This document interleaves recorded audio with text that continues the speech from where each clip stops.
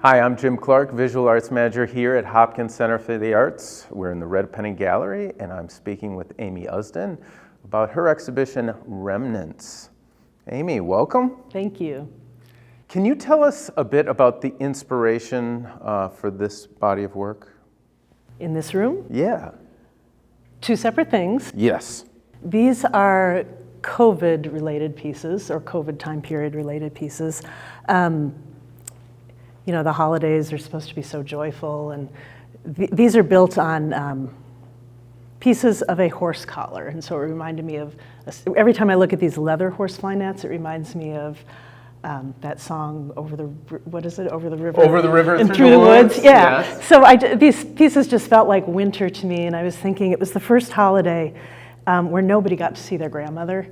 You know, we've got this song about holidays being so perfect, and you know, grandma's happy and making dinner, and I just thought all the grandmas in the world were like really sad, and you know, it's just they're kind of barrier pieces. Mm-hmm. They to me they're just kind of about the dissonance of nostalgia, and you know, things aren't always what they're supposed to be. And the titles for both works reference that song, correct? Are they seen, in your mind, are they akin to a diptych, or would you show them separately as well? Oh, I have shown them separately. I made this one a year prior to that. The second one it's a year later. Are you kidding me? So that's these two pieces in particular, and there's work in this show that utilizes found existing objects. You use both vintage horsefly nets as well as vintage fishing nets. Do they have different thematic applications with the vocabulary you've developed with your work? They do. The horsefly nets are more personal, although I think they have broader resonance. They always start from an autobiographical place. The fishing nets did start out that way, but they have grown to be broader. They're more about histories and ecologies and our relationship, you know, to the earth. Did that personal symbolism come before or after the first time you created a work using that object? Like, did you know? No. When I decided I wanted to start weaving, I didn't have any equipment, but I remembered I'd purchased a fly net decades earlier and had been sitting in a box. I don't even think I knew what its purpose was at the time, but they have these fixed ropes that I thought I could use as warp. So it started out just as a convenience. And then as I was weaving, I realized all the associations that I have with horses. And I mean, the first picture I have of my dad, he's a little toddler on a pony in the Bronx. We used to live on just an ordinary suburban street, but there was a stable down the road, and horses used to kind of clomp by our picture window. And the biggest thing is just a handful of trail rides as a kid were so magical to me that I used to say the names of those horses every day: Dolly, Mud, Hamer, Trixie, Midge, like well into adulthood. so I would never forget them. There was just something about those rides, and most every emotion that I have, I can tie back to something having to do with a horse. And which is odd because horses don't have an ostensibly huge part in my life. But sure. But unusually foundational, maybe.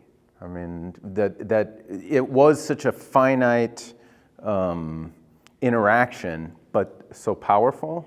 And more powerful because I was about a year into my long journey of elder care, and my father, he was 100 at the time. He was very ill, and working so carefully but highly imperfectly, you know, on these worn objects that no longer were functional. Mm-hmm. There was just kind of a parallel to that. Yeah.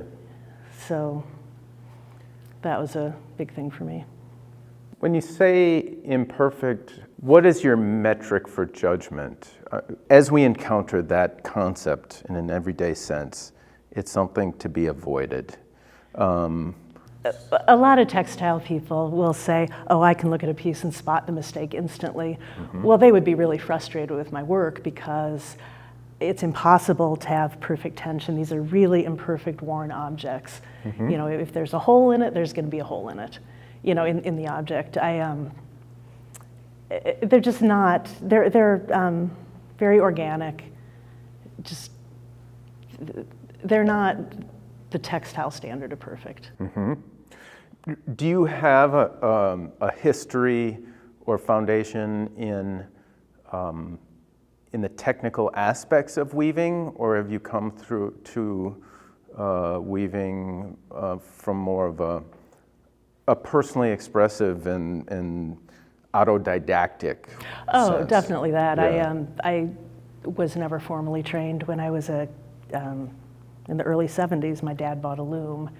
We'd gone on a road trip to New Mexico, and we were inspired by the Navajo weavers, and he just decided to buy a loom, and I'm the only one who ever used it. But I spent many, many hours, you know, in our family basement weaving, learning how to weave. And you know, it was the 70s. Everything was orange and organic and strange and, you know, not great. But it was a really big part of my identity.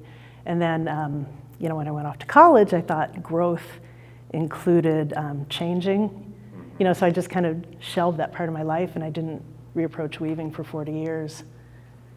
What was the catalyst for returning to it? Oh, well, two things. I moved my parents here from Kansas to Minnesota, and realizing that they were nearing the end of their lives made me really nostalgic.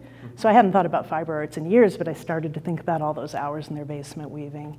And coincidentally, about a year into that journey, I found myself unexpectedly at a Sheila Hicks retrospective. And I think you saw that one. I think you saw it a week before I did, by coincidence. Sheila Hicks is iconic. She was one of the founding artists of the new fiber movement, and she is still active. But just standing amidst all her work, it's like, oh, this is what I was supposed to be doing. So that's when I came home and found the fly net. In that 40 years between your experiences weaving in the basement and then returning to it, did you sustain a creative practice, or what were those years like creatively? Creatively, they were a bit lost. I went into graphic communications. I had a career as an art director, and I was eventually good at it, but it was a struggle. It was not what I was supposed to be doing. And so I think after 20 years, I decided to just retire with that and raise my family. Sure. And I have creative children. You know, we did crafts and we did things like that, but I didn't ever imagine having an art practice.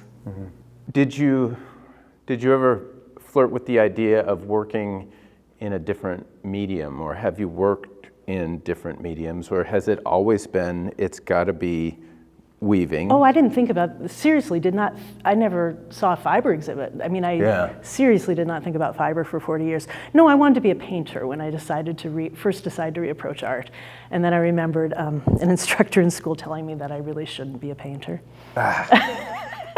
And she's probably right, but even when I came back from Sheila Hicks, I actually had about a month of, you know, thinking I was going to be a painter. Yeah.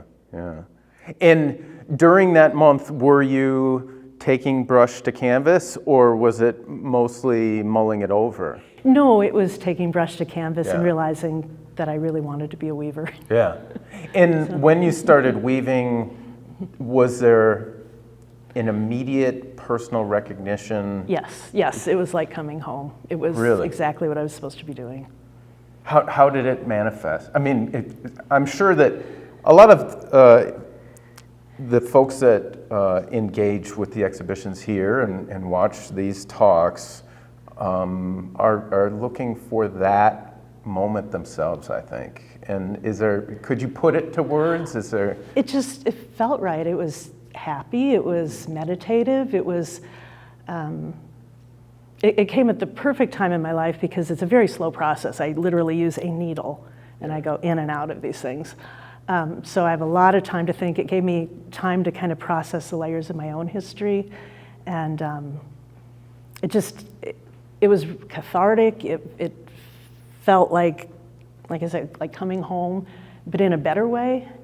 Can you speak to, it might not be, I don't want to put words in your mouth, and it might not be fair for me to project what I think you're saying, but as far as it was your first piece of this new endeavor, you entered it into the largest juried competition in the state, which is quite competitive. It was accepted, and that gave you some wind. It did. I almost didn't enter it, and I literally said to myself, "Well, we'll see what happens." Yeah. You know, yeah. if this works, then maybe I am a fiber artist. Yeah. So that was huge affirmation. Sure. Marvelous.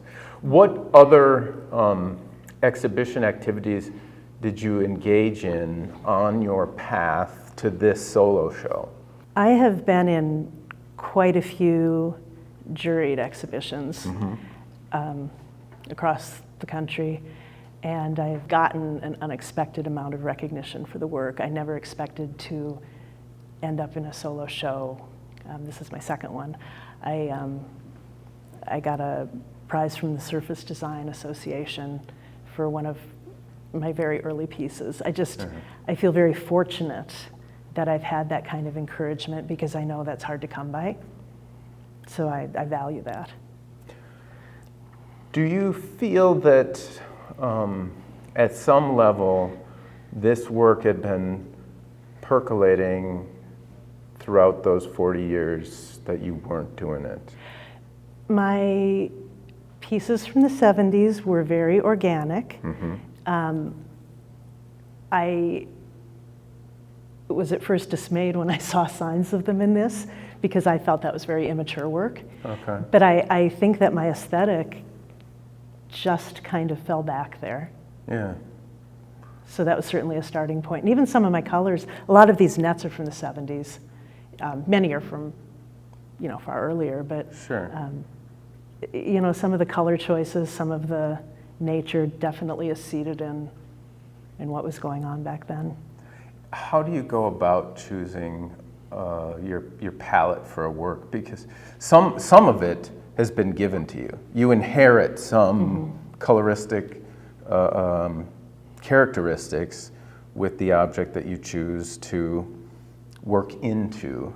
But with your additive work, how do you choose color?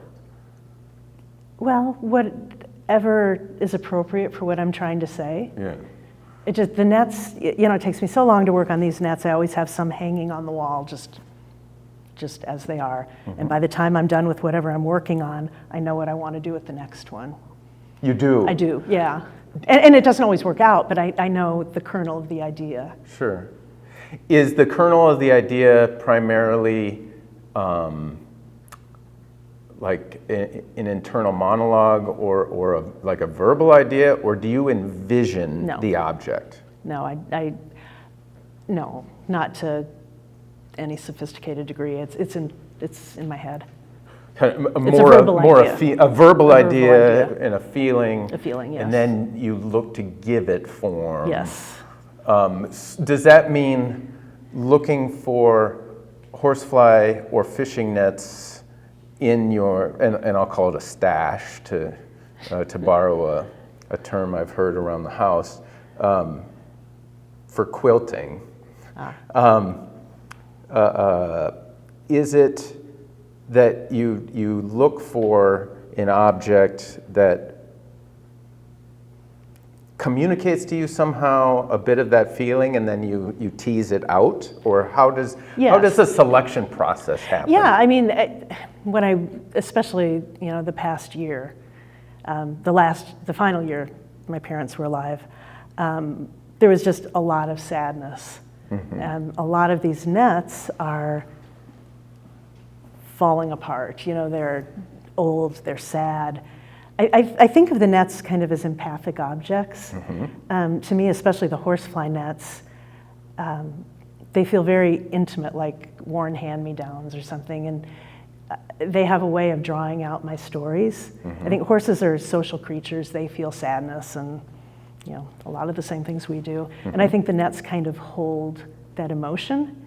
And so I just feel like when I see a net, I know what I want to do with it. Have you ever been flummoxed? I mean, has there ever been a net that you knew was a good object, but it wasn't reaching out to you with what it needed to be?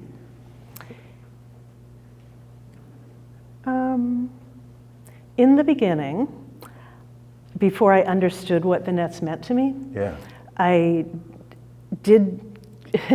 made an entire piece. I spent hundreds of hours on it. And I literally clipped it all apart. I cut out everything I did.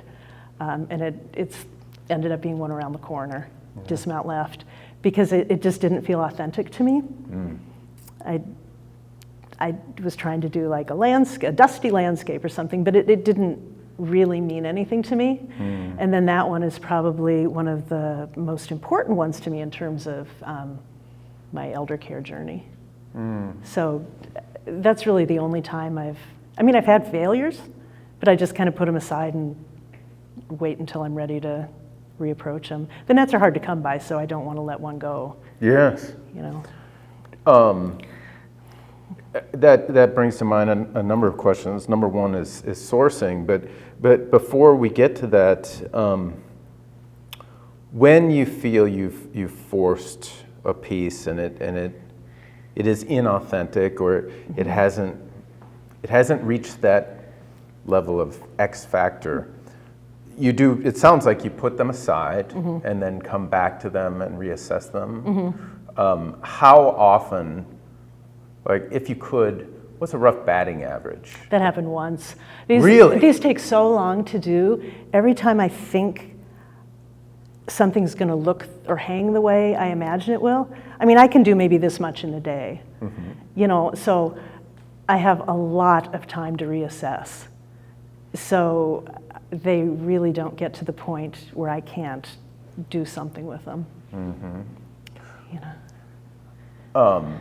During the process, how often do you end up, say, pulling out a day's worth of work to redo it? That happens. Yeah. And that's fine. Yeah. Do you welcome that, or is it frustrating? Oh, I don't welcome it. No. I think I know some perverse artists that welcome frustration into the process. No. Not for you. No, I try to. I may partner with the nets. I try to work with what they give me. And if I've chosen to do something and they disagree, then I just try to rethink my next step. I do rip things out, but I try not to. The idea of partnering with the nets is really poetic, and I think the work embodies that. But I wonder what it might. What it might feel like as you're doing the work. Do you ever envision, have a lucid dream about the particular object's original life? No, I don't think about them on the backs of horses, being functional. It's less the function or who made them originally. It's more about the emotion that I feel looking at them in this state. Okay, and I think that is an important distinction, at least from an outsider's view. Sourcing the nets, is it, because you call out that they are vintage in the medium information, so I imagine their age is important to you. Yeah, some of them are probably antique. It's more their history of reuse and repair. They were probably repaired many times before I got my hands on them. The age isn't that important as the reuse. So you could imagine finding something that 10 years old, but if it communicated something through its material qualities, Yeah. you could dive into it. I could. I think part of the quality of these is the inherent characteristics of the ragged nets. You know, like if a fishing net has holes in it, that contributes to what I'm making. Do you foresee a time, and maybe it's right now, where you'll be over horse nets or fishing nets and you're looking for some other object to respond to? Yeah, I have an inventory of nets. I have a lot of ideas, but they're hard to work with. You know, they're hard on the hands, they're hard on the body, especially the larger ones. I went to Penland this summer to learn to weave on a loom properly, and I got a grant to buy a loom, and that's going to be a sharp learning curve. It's going to take me a while, but I've already made a piece that I'm going to incorporate into the nets. Okay. And I imagine that over the years, I'll be making independent pieces. Sure. What drove the desire to learn the technical aspects? Can you say, or? A few years ago, I'd been dragging my old loom with me. Yeah. And I set it up, totally broken, not usable. But I thought I had warped it properly, and I didn't. You know, I just realized that there are things to learn. You know, and I just wanted to learn them properly. Yeah. So you're expanding opportunities and vocabularies to express what you're aiming for. It is tricky, but I do think that some of the ideas that rely on the nets, I am going to be, over the years, looking for ways to figure out how to express that without them. Time-wise, I know during install, we had a number of conversations about the labor involved, and many visitors are always curious about the length of time a thing took. Are you willing to share kind of the timelines of objects? Yeah, I don't know that I've ever made anything under 100 hours. I mean, they take hundreds.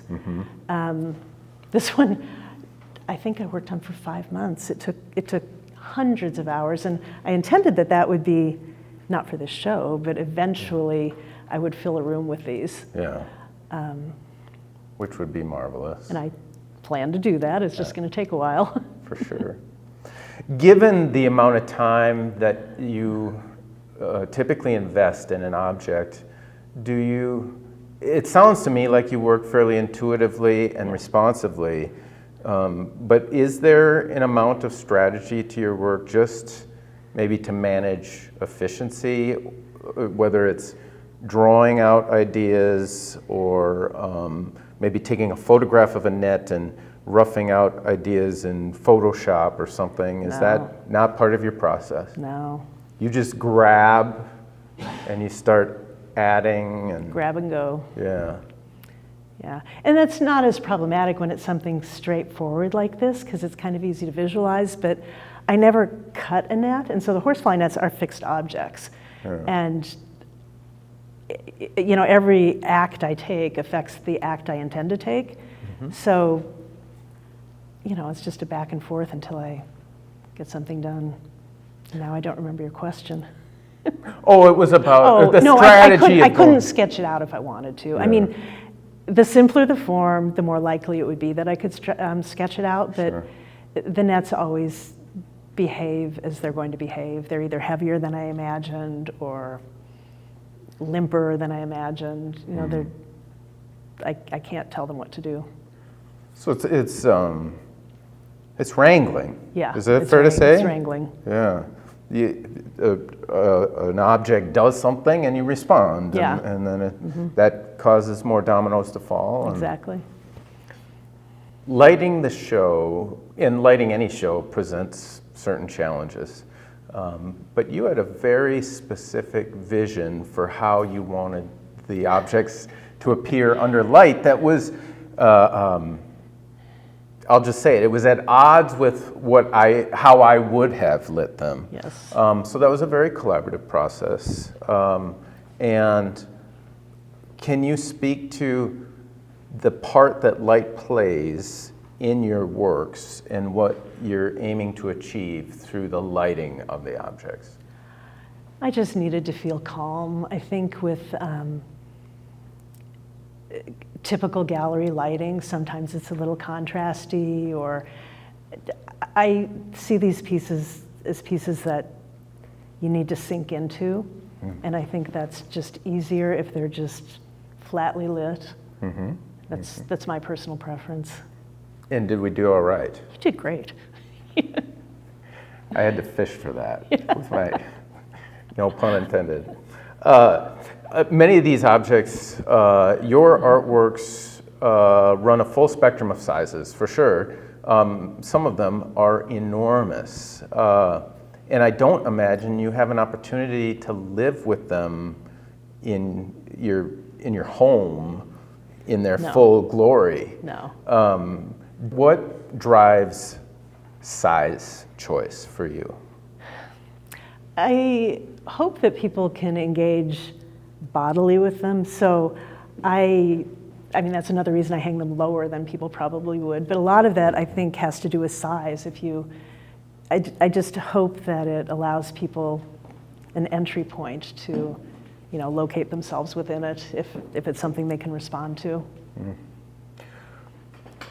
As you can't, I imagine, install them to live with, when they get installed in a new exhibition, are you ever surprised?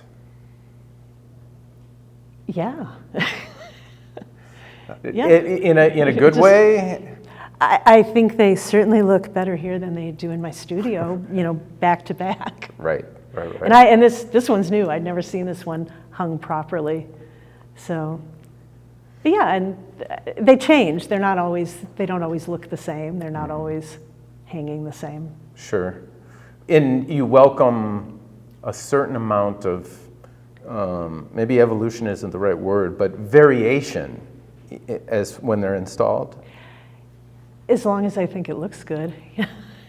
Fair enough. Yeah. Do you live with some of your own work? Like a lot of artists I know, their walls are covered in their work because it's one way to store it. I don't have a single thing hanging. You don't? Other than my studio, no. Is it enough to have them in storage but there? Can you sense them? Oh yeah, I can.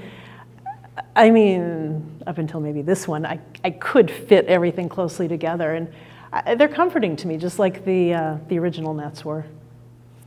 So I'm fine living among them in my studio. I'd love to see them, in good homes or places that, places where they belong. But. Yeah. Amy, where else might we see your work, and what's next for you? My next show is at Artreach St. Croix in October. It's a 4-person show. Next July, I have a show at the Larson at the U. And most of my work is online at my website, www.amyusdin.com. Did not need the www. You never know. You never know. And Instagram, Amy Usdin. In social media, do you ever post like works in progress, or is it primarily like here's a thing and this is going on now? Oh, I have to do works in progress because they take so long. I'd be posting 5 times a year. Yeah. So. How do you feel about social media as a tool for artists? Do you embrace it for the most part, or? Well, I do, because I was not even 2 years into this before, when COVID happened. Yeah. And I didn't really have a community built. So I do think I've made some authentic connections with people online, and I appreciate that. Your works are by nature non-representational. And I think a lot of our visitors will see a landscape painting or a photograph, a portrait, and those are maybe very accessible in how they present narrative. Could you describe the narrative thrust of this piece? Yes. This is inspired by Dead Horse Bay in Brooklyn, New York. In the 1850s, the streets of New York were filled, pre-automobile were filled with horses and eventually horse carcasses, and there had to be a way to process them. So Barren Island is just off the coast. They turned that into kind of a horse rendering, a number of horse rendering facilities. And they would do what they had to do and then chop up the bones and throw them in the bay. Thus the name Dead Horse. Then, in the 1920s, cars came along, fewer horses, they shut down the plants. In the 1950s, Robert Moses, in the name of urban renewal, decided to connect the island to the land, and he did it by way of landfill. So of course there was trash, but he also, through eminent domain, decided to bulldoze entire neighborhoods of people who didn't have the means to relocate, really. So all their china, their shoes, many of their personal items, anything they couldn't take with them ended up in this landfill. And then they capped it poorly, so it leaks onto the beach. And so when you're walking along Dead Horse, you're walking on what you would think is trash, but really it's the remnants of people's lives. And to me, these nets are reminiscent of the kind that have been made and mended since the beginning of humans. So it's just kind of a revolving history to me. Dead Horse is a cautionary tale that the past resurfaces, sometimes unexpectedly and often consequentially. So we really need to watch what we do and say on, micro and macro levels. As a narrative thrust, as a conceptual driver, that's rich.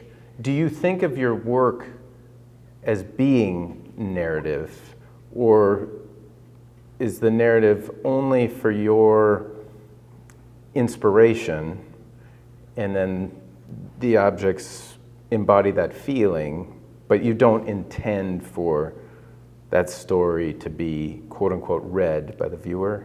Is that?